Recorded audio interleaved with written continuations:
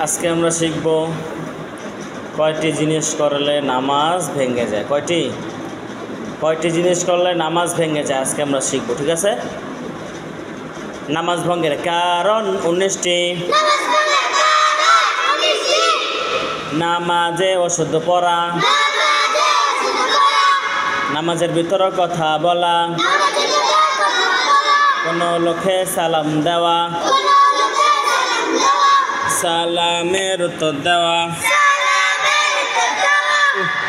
শব্দ করা,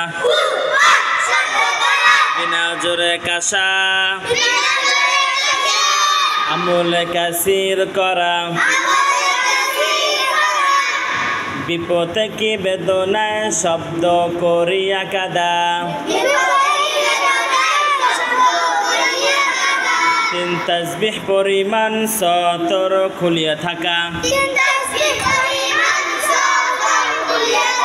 মুক্তাদি বেদিত অপর ব্যক্তি লোকমা লওয়া,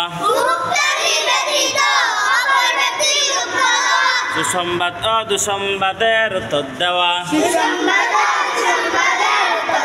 নাপাক জায়গায় সেজদা করা,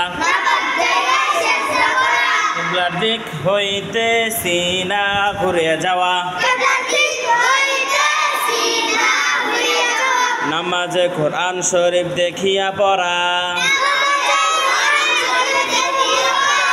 নামাজে শব্দ করিয়া হাসা, নামাজে সাংসারিক কোন বিষয় প্রার্থনা করা, হাসির উত্তর দেওয়া, মাঝে খাওয়া ও পান করা, ইমামের আগে মুক্তাদি দাঁড়ানো।